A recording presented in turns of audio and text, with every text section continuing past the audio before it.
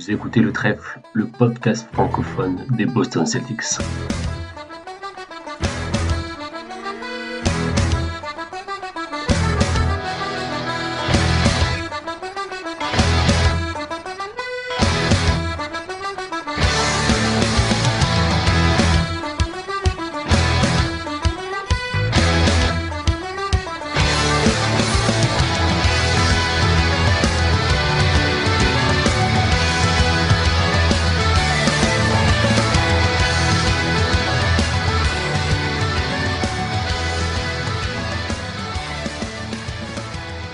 Bonjour à toutes et à tous et bienvenue dans ce nouvel épisode du Trèfle. Titouan pour vous accueillir tout au long de cette émission. Alors comme vous le savez, on est en plein dans la période creuse en NBA, mais l'équipe du Trèfle ne vous oublie pas et on vous proposera un peu de contenu tout au long de l'été pour avoir votre dose de basket. Et on commence aujourd'hui avec un nouvel épisode de notre série Focus. Alors pour rappel, dans ces épisodes Focus, on fait un zoom sur un joueur de l'effectif afin que vous puissiez le connaître de manière un peu plus approfondie.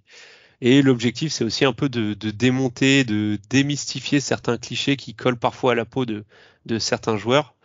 Donc voilà, on va parler de son profil pré-draft, donc à la fac, de l'évolution de son jeu depuis son arrivée en NBA, de son rôle au sein de l'équipe, de ses axes d'amélioration pour le futur, etc. Et donc pour aujourd'hui, dans ce troisième épisode de notre série Focus, zoom sur Jaylen Brown. On est sur si ce n'est le joueur le plus clivant des Boston Celtics, je pense. Et sa récente prolongation n'a pas arrangé son image.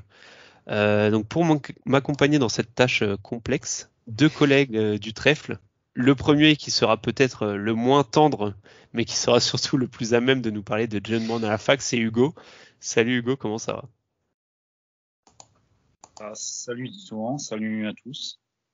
Et salut à notre rookie. Je spoil un peu, mais voilà. Effectivement, le second intervenant, vous l'attendiez, c'est l'autre rookie du trèfle qui daigne enfin se faire entendre dans le podcast et qui est un addict des stats avancées. C'est Azad. Salut Azad, comment ça va? Ça va super. Désolé pour avoir mis un peu de temps à éclore sur le trèfle. J'avais tellement d'autres projets en même temps, mais très content de pouvoir commencer sur Jaylen Brown suite en plus à la grosse prolongation qui vient de signer. Et Azad que vous retrouverez sous le pseudo Azmat la NBA, si je dis pas de bêtises, sur Twitter. Exactement. Et surtout sur certains articles chez les copains de QI Basket, parce que tu écris aussi pour QI Basket. Et vous l'entendez parfois chez le Basket Lab, Dunk Hebdo. Voilà.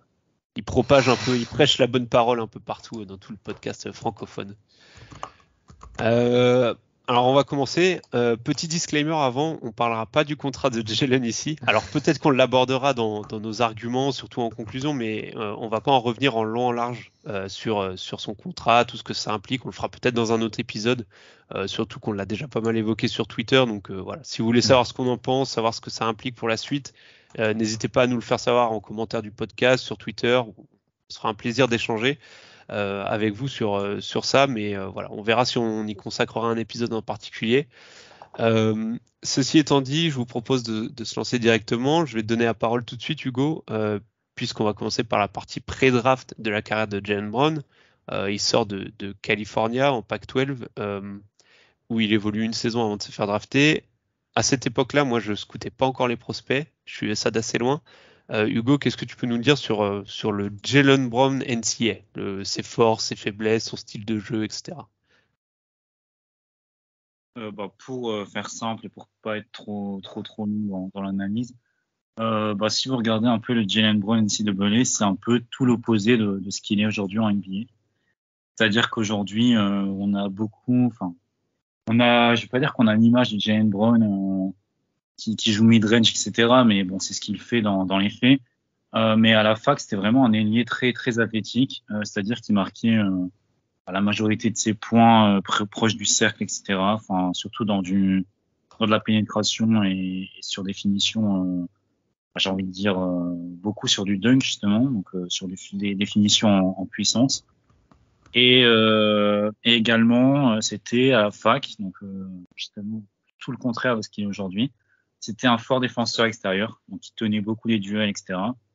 On avait l'image en tout cas à la fac, plutôt du pas dire du trendy parce qu'il rentrait pas du tout des tirs extérieurs à la fac, mais voilà, on avait une image d'un joueur athlétique qui était capable de tenir les duels en défense, et c'était plus ou moins ce qu'on voyait, enfin le rôle qu'on lui voyait en NBA. Au final, on en reparlera, mais on verra que c'est finalement tout l'inverse qu'on a vu en NBA. Alors c'est marrant parce que tu dis que c'est tout l'inverse par contre, et je vais te lancer à Azad, je vais te lancer là-dessus parce qu'il me semble que toi tu avais vu quelques points. Alors toi tu l'as pas vu à la fac je crois, mais par contre tu avais lu quelques scouting reports et tu avais lu quelques points qui sont un peu similaires avec ce qu'on retrouve actuellement, notamment dans la colonne défaut on va dire. Yes, exactement. Sur la colonne défaut, bah, il y avait des choses qui revenaient sur les pertes de balles et le fait qu'il avait du mal à dribbler en fait enfin dans le trafic, qu'il perdait souvent la balle et qu'il avait du mal à prendre des bonnes décisions, même en contre-attaque. Et du coup, il disait c'est NBAdraft.net qui dit que il y aura sûrement un besoin qu'il apprenne à jouer off-ball pour être plus efficace. Et du coup, quand j'ai lu ça, je me suis dit, tiens, c'est marrant, j'ai l'impression que depuis 2016, en fait, ça avait déjà été un peu évoqué, les limites qu'il pouvait avoir à la création et que peut-être qu'il serait vachement plus utile et plus efficace off-ball. Je pense qu'il y avait déjà un petit truc là-dessus qui correspondait au joueur qu'il est actuellement. Et l'autre truc que j'avais vu, c'est qu'il perdait déjà plus de ballons qu'il faisait de passes décisives. Sur sa saison NCAA, du coup, il a fait 68 passes décisives et il a perdu 105 ballons. Donc c'est un ratio qui est négatif. Et c'était le cas en fait sur ses premières saisons NBA. Là maintenant, c'est un peu plus à l'équilibre. Il fait quasiment autant de passes décisives qui perd de ballon. Mais du coup, il y avait déjà ces problèmes, en tout cas de ce côté-là, qui semblaient apparaître. Ok, ouais. Et du coup, toi qui forcément l'a plus vu jouer depuis son début de carrière, sur sa partie rookie sophomore, est-ce que tu as l'impression il y a eu quelque chose qui a changé ou au final il a joué comme ce qu'il faisait à la fac, d'après ce que tu as lu? Non, bah il y a déjà vachement plus de shooting et de création qui sont arrivés qu'il n'avait pas du tout, en tout cas qui n'étaient pas annoncés comme quoi il l'avait à la fac et non plus il l'avait pas sur les premières saisons. Mais en fait l'évolution, je pense qu'elle est vraiment venue après l'épisode Kyrie. Je pense on a eu le droit à deux Jaylen Brown parce que les premières saisons il avait quand même un jeu vachement stéréotypé. Il avait des bons problèmes de handle, le shoot était pas très bon. Donc peut-être que les premières saisons de Jaylen Brown correspondaient un peu plus à l'idée qu'on en avait à la fac. Et c'est après le départ de Kyrie, à partir de 2018 du coup, 2019, qu'il a pris un petit peu un virage dans sa carrière. Ça marche. Et toi, Hugo, alors du coup, Azad en a parlé rapidement. Le Jaylen Brown du début de carrière et surtout la partie post Kyrie, toi qui l'as vu jouer à la fac, est-ce que tu as vu des améliorations dans des secteurs particuliers ou est-ce qu'il y a vraiment eu des améliorations où tu t'es dit ok ça je pensais pas, typiquement le shoot par exemple, est-ce que tu t'es dit ok je pensais pas qu'il pourrait avoir ce shoot là ou c'était des améliorations qui étaient attendues? Oui, forcément. Bah, comme Azad l'a dit, on a vu déjà beaucoup d'améliorations dès sa première année. J'ai le souvenir, je sais pas si vous vous en rappelez, mais d'un match de saison régulière à l'époque, en saison rookie, de mémoire, c'était contre Detroit, où, alors, je sais, j'ai plus le scénario du match, etc. Mais je sais que dans le money time, justement, il rentre, alors je sais plus si c'est un ou deux, mais tir à 3 points très important dans le corner. Et on avait vu justement à l'époque que sa mécanique avait profondément changé par rapport à la fac, et c'est ce qu'il disait dans les interviews. Je sais pas si c'est lui ou si c'est Brad Stevens qui en parlait ou Danny Ainge même peut-être à l'époque qui en parlait, mais il disait que le shoot était son principal chantier, et au final qu'il y avait tout à reconstruire. Et justement, à commencer par la mécanique, et c'est ce qu'il avait fait dès sa saison rookie. Et donc on a vu très rapidement, donc là je parlais de ce match face à Detroit, mais globalement dans sa saison rookie on a vu des améliorations, même en playoff il a été capable de contribuer. C'est la saison où, les auditeurs vont s'en souvenir, c'est la saison où on a joué cette série de playoffs assez incroyable contre Washington. Et oui, dès les playoffs, il a contribué un petit peu. Donc sa saison rookie, finalement, il était plutôt dans la continuité de ce qu'il faisait à la fac, dans le sens où c'était un ailier athlétique, fort défenseur. Donc là, il était vraiment utilisé dans ce rôle-là en sortie de banc. Par contre, c'est vrai que la saison, dès sa deuxième saison, en fait, il y a eu un petit shift où on l'a utilisé plus, toujours dans la même veine dans la finition, etc. Mais on l'a vu capable de faire de plus en plus de choses, notamment en attaque, capable de porter un peu le ballon, faire d'autres choses, des choses qu'on n'avait jamais vu faire finalement. Et finalement, j'ai envie de dire que malheureusement, ça a peut-être été le revers de la médaille, dans le sens où on l'a habitué à faire ça, et on lui a donné toujours plus de responsabilités, et jusqu'aux joueurs qu'on connaît aujourd'hui, mais bon, dont on parlera après, où finalement, on est peut-être, finalement, peut-être que ça a été contre-productif sur le long terme. Bah, alors, tu me tends la perche parfaitement. On va y arriver à le profil qu'il est actuellement. Azad, je vais te lancer là-dessus. Justement, Hugo a parlé de son profil, de son utilisation, du rôle qu'il avait dans l'équipe au début de sa carrière. Pour des auditeurs qui seraient pas forcément des gros fans des Celtics, qui regarderaient pas tous les matchs, comment tu décrirais, toi, le rôle que Jaylen Brown a actuellement chez les Celtics? Avant de parler de l'actuel, je pense qu'il y a un truc en plus à noter sur ce qui s'était passé avant, c'est qu'il a eu des rôles un petit peu, je pense, qui ont été assez bâtards, parce qu'il a perdu sa place de titulaire, par exemple, de 2018 à 2019, où en fait, 2018, donc il y a déjà Kyrie et il fait tous les matchs titulaires, et la saison d'après, avec Hayward qui revient du coup, il joue que 25 matchs titulaires. Et en fait, cette saison 2018-2019, je pense qu'elle a vraiment été charnière pour peut-être tous les joueurs des Celtics dans leur carrière, pour tout ce qui s'est passé après. Et c'est là où il a pris peut-être les pires habitudes que Hugo disait. Et on voyait déjà qu'il avait cette volonté vraiment de vouloir jouer l'initiateur, alors qu'il n'en avait pas forcément les capacités.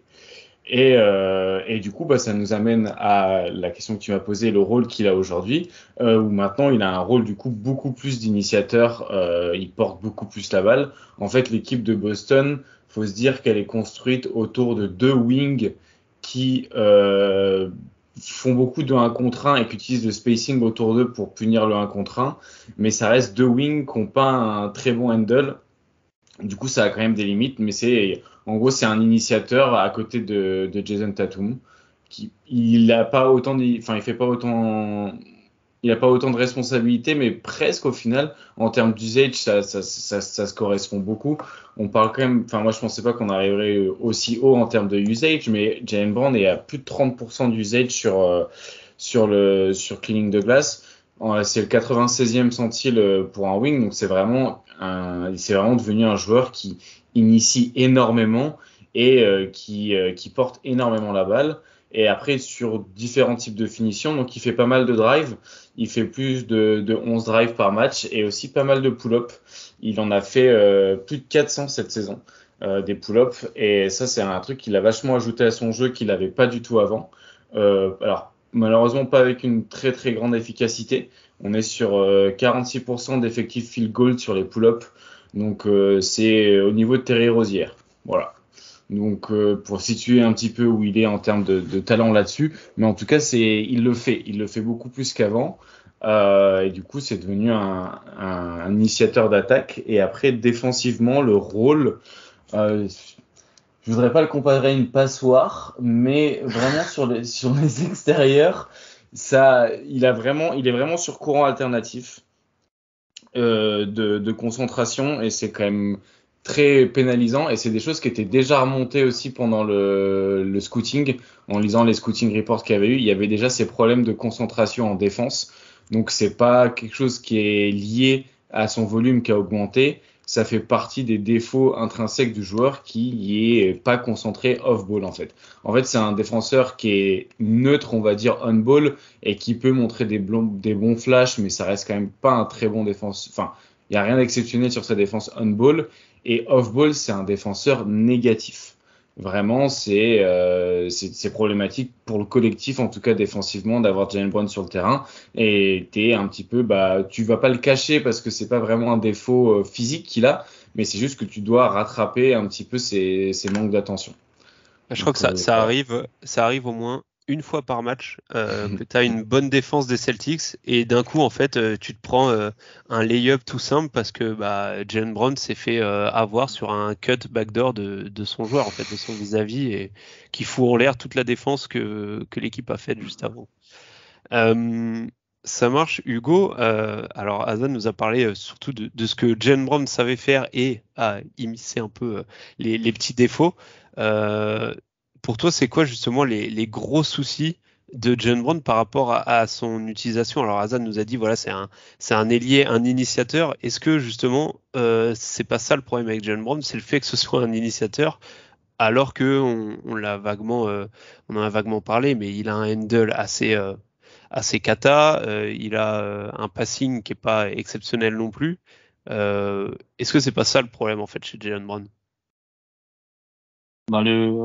Le principal problème avec Jalen Brown, j'ai envie de dire, c'est dès qu'il a le ballon dans les mains, en fait. Moi, en fait, ce que j'aime dire quand je parle de Jalen Brown, c'est que l'idéal, c'est vraiment qu'il ait le ballon le moins possible dans les mains. Je sais pas si Azad peut-être aura la réponse, s'il y a une stat sur le temps de possession de chaque joueur, mais je serais très curieux d'avoir le temps de possession de Jalen Brown parce que j'ai l'impression que des fois, il phagocyte vraiment nos attaques en fait, où il garde vraiment trop le ballon. Et c'est surtout sur demi-terrain quand on n'a pas Tatum et quand on n'avait pas Smart à l'époque. C'est vrai que parfois quand il devait mener à seconde unit, etc. C'était vraiment assez criant ce défaut-là. Je pense que c'est son principal problème. En fait, Jalen Brown dans l'idéal, c'est vraiment comme on l'a dit, c'est un joueur de fin de possession. C'est là où il serait le meilleur. Et oui, donc le principal problème, c'est en fait dès qu'il a le ballon dans les mains, il essaie souvent d'en faire trop. Et en fait, ça met en lumière ses autres défauts que sont son handle évidemment et ses lectures de jeu / decision making quoi. Dans le sens où très souvent, majoritairement, j'ai envie de dire la majorité du temps, il va prendre la mauvaise décision, c'est-à-dire perdre un ballon, prendre un tir pas forcément idéal, alors que finalement il y aurait mieux à faire. Évidemment, c'est facile à dire après coup, mais je pense que même sur le moment, on est beaucoup à serrer le point en disant mais il y avait mieux à faire quoi. Et je pense que ça c'est les deux défauts principaux de Jalen Brown. Donc le handle, ça se travaille. Encore une fois, on n'a pas parlé, mais il y a quand même 2 étés où il n'a pas eu l'occasion de travailler. Enfin surtout un où il a été blessé au poignet, etc. Avant la série face à Brooklyn. On perd en playoff encore en 2021, l'année après lui. Ouais. Donc cette année-là, il est blessé, donc il peut pas travailler l'été. Donc forcément, le dribble s'en est ressenti. Et l'été dernier, je pense qu'il a privilégié d'autres choses. On l'a vu dans une piscine. Personne n'a compris pourquoi, mais voilà. Donc, je pense que il a privilégié la natation, synchronisée. Voilà, la synchronisée, ce que je disais sur Twitter. Mais non. Je pense que le handle, encore ça, j'ai envie de dire, c'est sauvable. Donc, il peut faire quelque chose. Par contre, le decision making, on sera toujours, ça changera pas du jour au lendemain. On va pas se le cacher. Donc, la solution, c'est justement le cacher, l'intégrer au maximum en fin de possession et essayer de limiter son impact dans le decision making, donc dans la mise en place, comme Azad le disait. Mais du coup, alors avant qu'on passe sur justement la partie axe de progression et un peu le futur que tu as évoqué brièvement, alors c'est quelque chose qui n'était pas du tout prévu dans la trame, mais là je viens d'y penser. On parle d'un ailier, vous me parlez d'un ailier initiateur, mais qui finalement serait plus valuable, si je peux utiliser ce terme-là, enfin aurait une meilleure valeur pour l'effectif s'il était utilisé seulement en finisseur, en bout de chaîne en gros. Est-ce que vous avez des noms de joueurs de NBA qui ont un peu ce profil-là que Jalen Brown a, avec même plus ou moins les mêmes qualités, mêmes défauts, et enfin qui ont un peu le niveau All-Star, parce que Jalen Brown a quand même un niveau All-Star, mais qui du coup doivent jouer sans ballon? Je sais pas si vous avez, je réfléchis comme ça, j'ai pas trop de joueurs avec ce jeu-là. Je sais qu'il est beaucoup. Bain. Desmond Bain, avec un joueur qui a un aussi gros volume que Ja Morant, par exemple, qui a presque 38%, je crois, de tête sur cleaning de glace en volume, Ja Morant, en usage. Desmond Bain, il est quand même pas mal off-ball. Alors en plus, bon, il pourrait, lui c'est l'inverse par exemple. Desmond Bain, c'est un mec qui est beaucoup utilisé off-ball, qui mériterait presque d'avoir plus le ballon dans les mains, tellement il est efficace. Mais voilà, je pense que c'est peut-être quelque chose qui s'en approche. Il a signé un gros contrat, donc on peut peut-être pas dire qu'il est All-Star, mais il a quand même signé un contrat de futur All-Star, disons. Donc je sais pas si ça correspond un petit peu à l'idée que tu cherchais. Ouais, c'est vrai que je vois Desmond Bain comme un meilleur shooter aussi, mais Oui, après, oui, oui. est-ce que Jalen Brown a pas des pourcentages au shoot parce qu'il prend des mauvais tirs aussi. Enfin, on dit souvent que Jalen Brown c'est un bad shot maker, mais dans bad shot maker il y a bad en fait.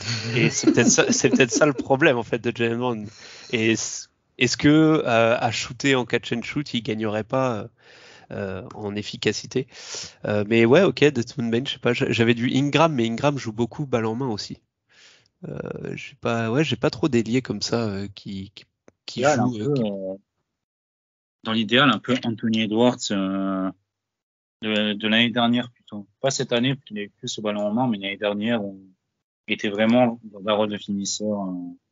Ouais, ouais, ça marche. Alors on passe du coup, comme je disais, Hugo l'a évoqué rapidement, sauf si vous voulez parler encore un peu du Jaylen Brown actuel, mais sinon on va passer sur le futur Jaylen Brown. Euh, Hugo en a parlé. Les axes de progression, toi, Azad, c'est quoi pour toi à quoi on peut s'attendre Jaylen Brown déjà pour la saison prochaine et pour celle d'après en termes de progression individuelle, mais aussi en termes de rôle. Est-ce qu'on peut le faire jouer plus off-ball, par exemple? C'est ce qu'on voudrait. Est-ce que avec le contrat qu'il vient de signer, en fait, on fait une croix sur le fait de le faire jouer off-ball et en fait, il va avoir encore plus de ballons et dans ce cas-là, on prie pour une progression individuelle. Enfin, comment tu vois le futur? Après, il y a ce que j'espère et ce que je vois, mais clairement, en fait, plus off-ball, mais de manière dynamique en fait. Parce que il y a off-ball, ça veut dire qu'il a pas le ballon dans les mains, mais si c'est juste moins, en fait, quand il est, je pense qu'il peut être une grosse menace off-ball par sa rapidité en fait. Sa rapidité, sa détente, ça peut être quand même une menace verticale parce il a tellement une détente il peut punir là-dessus. Et je me demande à quel point il serait pas mieux d'installer des schémas off-ball qui finissent pas par du 3 points.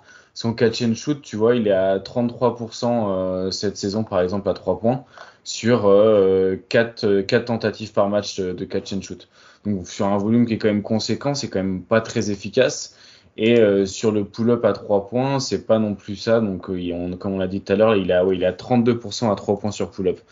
Donc, en fait, moi, je préférais utiliser le spacing de Boston pour avoir des lignes de cut et des lignes de drive où il a juste à dribbler qu'une fois ou deux pour pouvoir y aller. En fait, le problème pour moi, c'est il est trop initiateur, il est trop à l'origine et il reçoit le ballon de manière arrêtée. Et en fait, c'est un joueur qui est tellement rapide et athlétique que pour moi, ils doivent recevoir le ballon de manière dynamique. Il y a une vidéo Chose qu'on de voit, Ben. je Ouais, me vas-y, permets juste vas-y. de te couper, mais chose qu'on voyait de temps en temps, qu'on voit de temps en temps, quasiment à chaque match ou un match sur deux, t'as un ou deux cuts de Jaylen Brown qui surprend son adversaire et Smart par exemple le servait pas mal comme ça et où en fait il avait juste à monter au cercle après. Mais Ouais, ça on devrait le voir 5, 6, 7 fois par match et en fait on le voit que une fois quoi, une fois tous les deux matchs. et utiliser le spacing pour pouvoir attaquer en fait ça. Tu vois, si en off-ball, tu lui envoies le ballon dans le corner parce que bah, du coup le défenseur il va être obligé de close out parce que ça reste un shooter que tu respectes. Un stampede où du coup il recevrait le ballon en mouvement et il repartirait directement pour punir ça. Et le dernier truc pour moi qu'il faut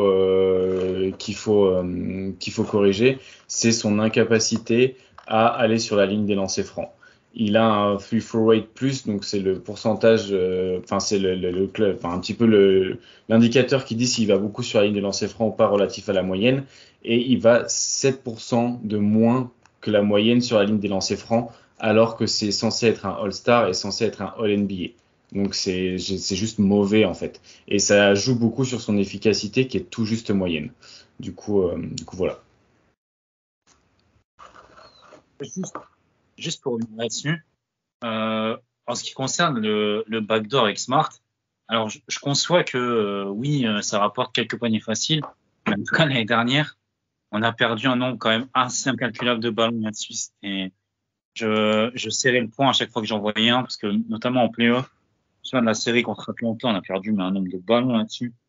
Donc bon, je suis d'accord avec le fait que quand ça fonctionne, oui, ça nous rapporte un panier facile, mais ça nous fait perdre aussi pas mal de ballons. Donc bon, là-dessus, on verra si ça fonctionne mieux, peut-être avec Derrick White ou Du coup, c'est plus l'exécution de la passe qui est mauvaise plutôt que. Je veux dire, Oui, c'est pas Jalen Brown qui perd son ballon à la finition, c'est ça que je veux dire. non, c'est sûr, mais après, le play est tellement téléphoné, parce qu'on sait qu'en fait, que Jalen Brown, finalement, j'ai envie de dire, dans le jeu de démarquage, mais dans comment dire, j'ai envie de dire, le jeu d'acteur, tu vois, le truc où il fait semblant de se démarquer pour après partir backdoor. Quand c'est Jalen Brown, on sait qu'il va faire ça. Enfin, il a fait tellement de fois, donc et c'est pas le meilleur acteur en plus Jalen Brown, donc ça, c'est un peu téléphoné. Et donc, je pense qu'en fait, il y aurait d'autres possibilités. Moi, je pense par exemple plutôt à une utilisation, plutôt à le faire jouer un peu sur du pick and roll, mais en deuxième lame. C'est-à-dire le faire partir de 0, le faire remonter à 45 et jouer un pick and roll, un peu un pick and roll espagnol, quoi, finalement, pour lui permettre de prendre de la vitesse, justement, sur son cut de 0 à 45, prendre les pick and roll et vraiment attaquer le cercle. Je pense que là-dessus, il serait redoutable. Parce que là, en fait, le problème de Jalen Brown, actuellement, pour moi, c'est qu'il joue trop arrêté. Dans le sens où il dribble souvent sur place, etc. Et justement, en fait, alors que son jeu suggérait plutôt l'inverse. Son jeu suggère la prise de vitesse et la finition en mouvement.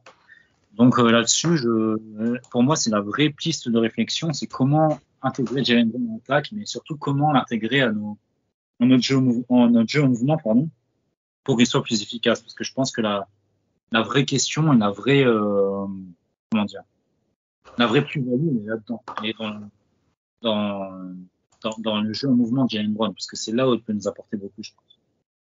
Ouais, moi je suis carrément d'accord avec toi. Et là où ça rejoint ce que tu me demandais tout à l'heure par rapport au temps de possession qu'il a à chaque touche de balle, il est à 3 secondes 5 par ballon touché où il garde le ballon. Et Marcus Smart et Derrick White, qui sont des meneurs, eux sont à 4 secondes. Mais du coup, ils gardent quasiment autant le ballon dans les mains qu'un Derrick White ou qu'un Marcus Smart, alors qu'il n'est pas du tout dans la création pour le collectif. Et en fait, je pense qu'il y a vraiment une nécessité de faciliter, que les moments où il va initier, ce soit sur de la création facile, et aussi de créer pour lui et le mettre dans plus de mouvements, de le mettre dans plus d'action. Et c'est vrai qu'on a vraiment eu une attaque un peu statique, là où Jason Tatum, ça le pénalise moins parce qu'il a plus de talent. Et il a quand même une meilleure capacité de drive, il a une meilleure capacité d'aller sur la ligne des lancers, il peut mieux pull-up. Mais clairement, je pense qu'il faut faciliter la vie de Jalen Brown. Et je pense que c'est aussi de la faute du coaching staff si on voit autant les limites de Jalen Brown.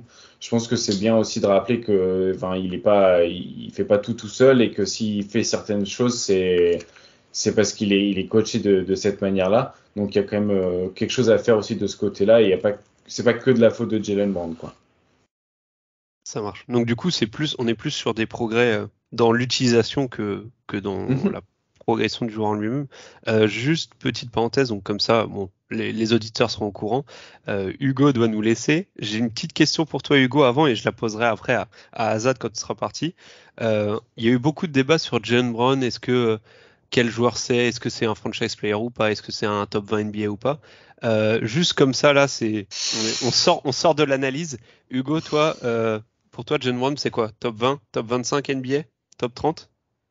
Top 15? Ah, tu veux vraiment que je veux faire des DM salés, toi.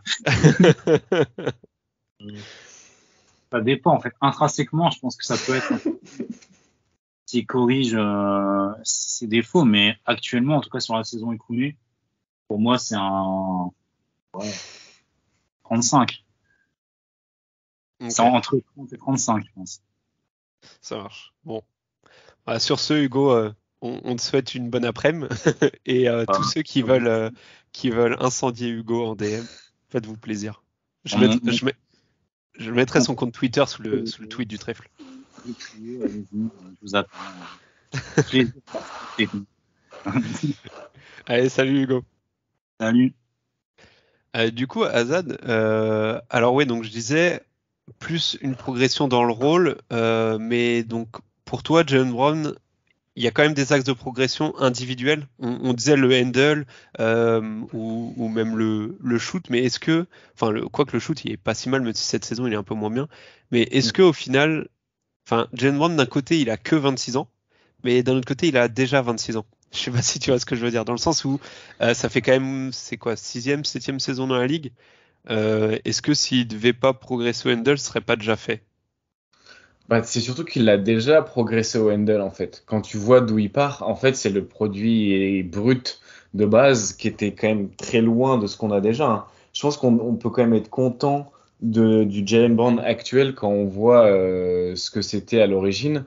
Dans ses années fac, du coup, de ce que j'ai lu, et même dans les premières années où il était en NBA, où c'était quand même vraiment pas fameux. Mais pour moi, il y a une question de mieux l'utiliser de manière plus intelligente et tu vois, peut-être encore plus l'inviter à faire de la transition et de le laisser peut-être que l'initiateur sur ça. Il a vachement progressé en transition cette année. Il est il a 1,25 par transition.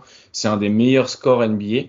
Genre, ça fait partie vraiment de l'élite en transition. Et en plus, c'est un des mecs qui a un des plus gros volumes en transition. Donc, tu vois, là-dessus, il y a vraiment des trucs intéressants. Sur cut aussi, il est vachement efficace. Donc, sur tout ça, il est grave bon. Et en isolation, c'est pas terrible. Quand il joue le rôle du ball handler, c'est pas terrible non plus. Mais en fait, je pense que c'est les limites de son jeu. Et je vois pas individuellement ce qu'il pourrait faire mieux. À part, tu vois, s'il pourrait progresser au shoot et devenir un joueur à 40% en moyenne, ce serait incroyable. Mais en fait, avec la typologie de shoot qu'il a, c'est pas possible. En fait, pour moi, c'est progrès même à la vision du jeu qui sont vachement nécessaires. Je pense que tout ça viendrait avec une meilleure utilisation. Et en fait, je pense qu'on essaye de faire, tu vois, on essaye de pousser une voiture trop loin dans les performances et en fait, c'est pour ça que ça merde, quoi. C'est pas une Rolls-Royce du basket, mais il a des grandes capacités, il y a beaucoup de choses très bien, mais la manière dont on veut utiliser, en fait, ça met plus en exergue ses défauts que ses qualités. Et pour moi, sa progression passerait vraiment par une meilleure utilisation dans le collectif.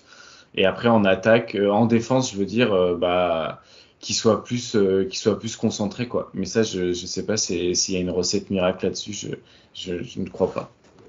Mais est-ce que ça viendrait pas, comme tu l'as un peu évoqué, d'un problème de compréhension du jeu qui du coup, on le voit en attaque et en défense. Je me souviens je crois d'une interview, il me semble que c'est Marcus Smart qui disait que au tout début, dans ses premières saisons de Jaylen Brown, quand il faisait des entraînements et qu'on lui disait oui, n'accélère pas ou calme le jeu. En fait, lui, il accélérait, il faisait l'inverse et il se justifiait en disant mais justement les adversaires vont entendre que mes coéquipiers disent n'accélère pas.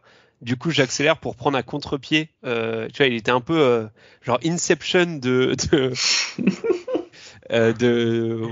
qu'il fallait faire. Et en fait, ça montrait un peu que en fait, non, si on dit de pas accélérer, c'est juste parce que vis-à-vis du jeu, vis-à-vis du système qu'on veut faire, faut juste pas faire ça en fait.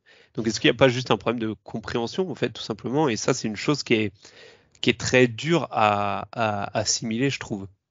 Un Ouais. joueur qui arrive en NBA et qui a pas le QI basket entre guillemets, c'est quelque chose qui est très dur à apprendre et à progresser dessus, je trouve. Il sait pas lire les stratégies adverses en fait défensivement et c'est là où tu vois qu'il s'est complètement cassé la gueule contre Miami cette année et la saison d'avant, hein, c'est pareil parce que ce qu'ils font du coup Miami, c'est que vu qu'ils drive beaucoup Tatum et Brown, ils rajoutent des gens sur les lignes de drive et du coup ça bouche un peu ces lignes là. Et les quelques fois où Jaylen il pense il peut jouer le 1 contre 1 qu'il y aura pas d'aide, il s'enfonce dedans à tête baissée alors qu'il y avait des meilleures choses à faire. Et en fait, il a tellement l'impression il a une mauvaise lecture des espaces et des possibilités. Et en fait, je pense que c'est parce qu'il sait pas faire beaucoup de choses et qu'on n'a pas assez diversifié son jeu loin du ballon. Et du coup, il s'enferme très vite dans des choses. Et là, il y a un match de 2022 où genre il perd 7 ballons et c'est 7 fois la même action, quoi. Et genre tu dis, il faut que t'en perdes combien des ballons pour comprendre que ils savent ce qui va se passer en fait.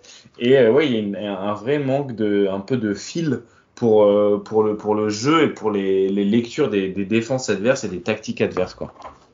Oh, il y a un match en 2023 où il a perdu 7 ballons aussi. Ouais, c'est l'annuel, quoi, genre. Ouais.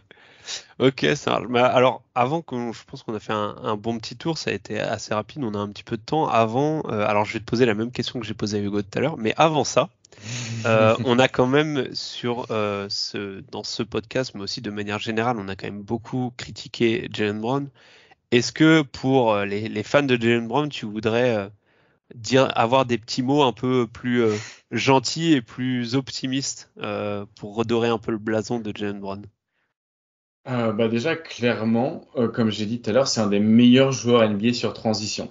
Et en sachant que la transition, c'est vraiment une partie super importante de l'environnement NBA. Et peut-être qu'il y a quelque chose à aller jouer là-dessus, de encore plus générer des transitions pour pouvoir utiliser ça à bon escient.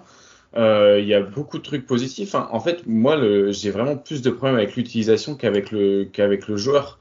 C'est quand même un mec qui arrive à avoir 30% de volume et à être efficace au niveau de la moyenne.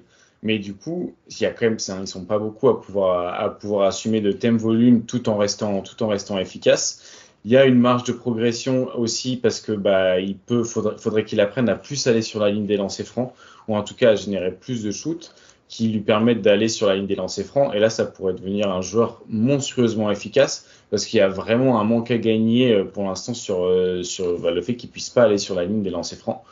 Et il a progressé dans tous les compartiments du jeu. En fait, donc il y a beaucoup de choses positives, mais ça reste quand même un joueur qui a beaucoup de limites et qui sont pas forcément bien comprises soit par lui, soit par le coaching staff. Mais puis ça reste un joueur qui est fondamentalement, genre, quand ça marche, à regarder, c'est une machine à highlight. Enfin, je pense que ça doit être un des seuls mecs qui a dunké plusieurs fois sur Yanis, quoi. Ils sont pas beaucoup, hein, dans la ligue à pouvoir mettre ça sur leur CV. Donc, non, il y a beaucoup de choses positives, mais c'est frustrant parce que tu as l'impression qu'il faudrait pas grand-chose pour que ce soit encore plus efficace. Un peu moins de volume, mais plus d'efficacité, ce serait vraiment top. Je pense que tu l'as dit, le qualificatif qui me revient le plus souvent quand je pense à Jaylen Brown, c'est frustrant, ouais. La frustration, en fait. C'est vraiment le joueur qui a tout pour être un joueur parfait dans notre collectif et même dans d'autres collectifs, mais qui joue d'une manière qui devrait, entre guillemets, pas jouer, enfin, du moins, ça le met pas, ça le maximise pas. Mais comme tu l'as dit, du coup, c'est aussi une grande part du coaching staff. Alors du coup, je te pose la même question qu'à Hugo. Toi, tu le mets quoi? Top 15, top 20, top 25, top 35? Ouais, entre 35 et 25, je pense. Ok. Tu vois, dans les top 20, c'est sûr que non. Tu vois, ouais, je le mets pas dans mon top 25, mais je le mets dans mon top 35. Ok. Clairement.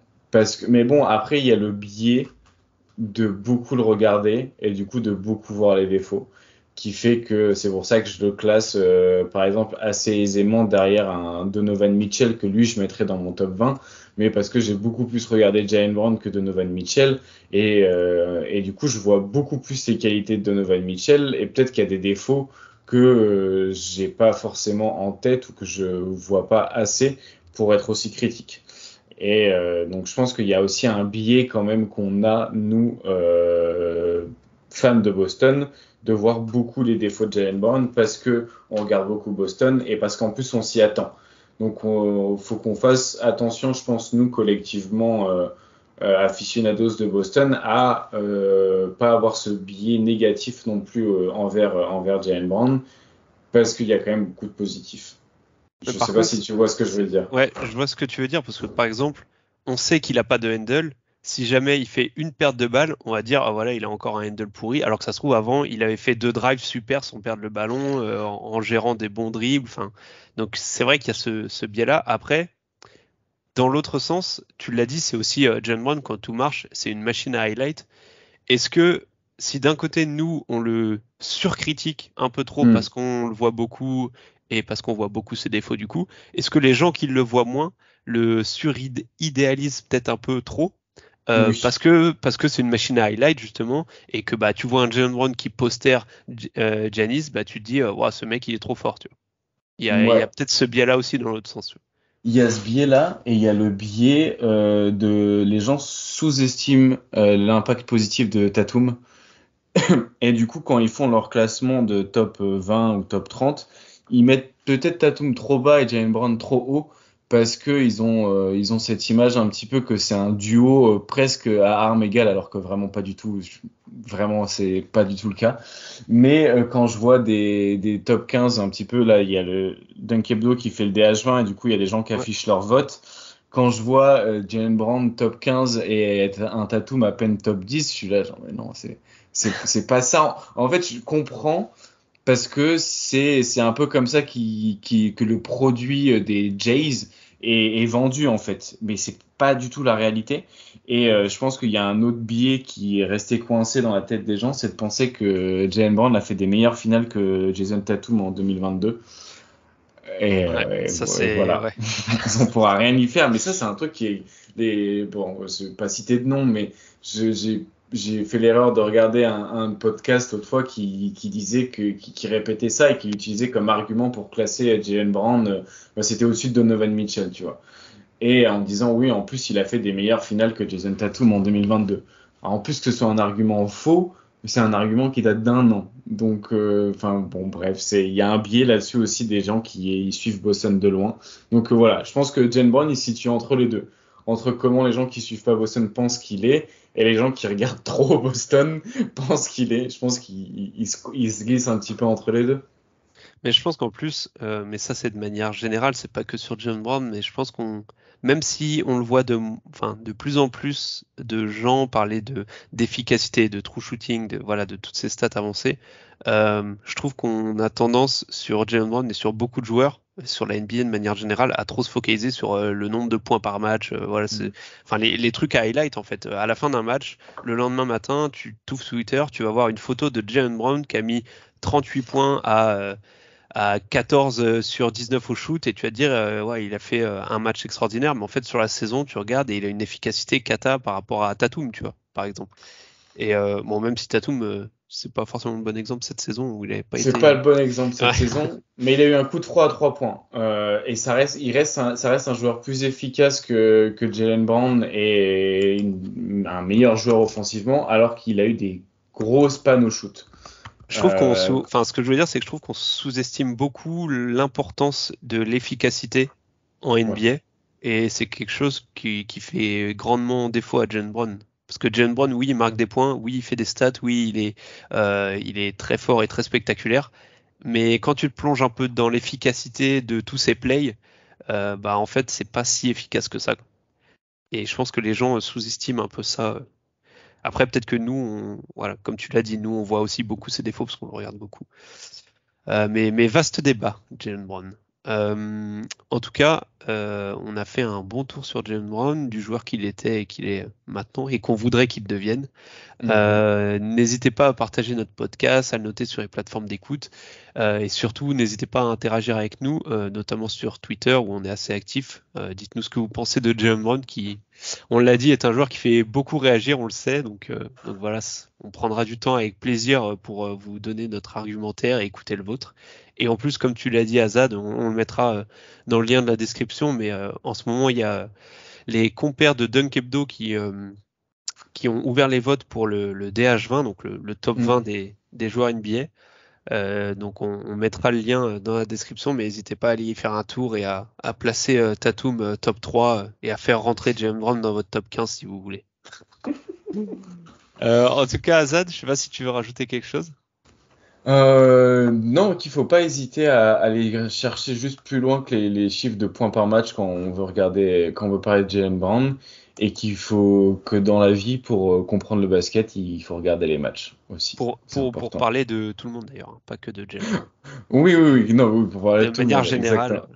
Mais je pense que, bon, on divague un peu, mais je pense que il y a de plus en plus de médias et même de particuliers sur Twitter, de personnes individuelles qui s'intéressent de plus en plus aux stats avancées, à regarder des films, regarder des matchs, et ouais, s'intéresser un peu plus au pourquoi on fait ce play-là, pourquoi c'est plus rentable que ce play-là, etc. Le nombre de points par match plutôt que regarder le pourcentage ou le point par possession, pardon, et le point par play que regarder le nombre de points par match ou ce genre de trucs. Donc, je pense que ça se démocratise petit à petit et c'est tout bénéf, je pense, pour le Twitter game et même Clairement. la NBA Clairement. francophone.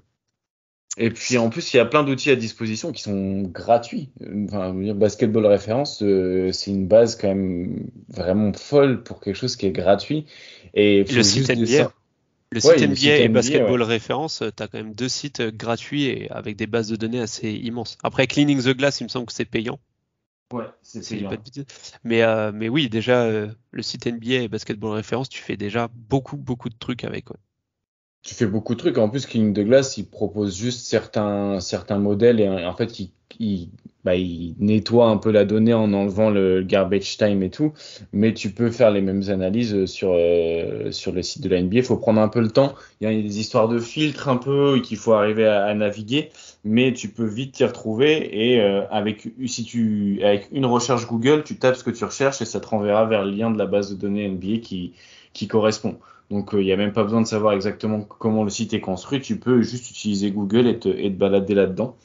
Donc voilà, il ne faut pas hésiter à prendre le temps d'aller regarder un peu plus loin que les points par match. On a dit qu'on ferait peut-être d'autres épisodes hors série pendant la trêve de la NBA. Donc, on va voir. Peut-être qu'on fera un hors série. On avait évoqué entre nous peut-être un hors série sur le CBA, le nouveau CBA, l'impact que ça aura pour les Celtics. Peut-être qu'on en fera un sur comment analyser un match ou un joueur sur les stats avancées. On verra. C'est des idées, ça peut être intéressant. Azad, je te remercie pour ton expertise et ton temps. Et je te dis à la prochaine. Très bientôt. C'était pas trop dur, premier podcast au trèfle. Ça va. J'ai un peu de stress pour mon premier game, mais j'espère que j'ai pas foiré. Ça va. On verra ce que les auditeurs en pensent, mais t'as été à la hauteur. Allez, du coup, je te dis à la prochaine. Ciao. Yes, ciao. About a 2-second difference between the shot clock and game clock.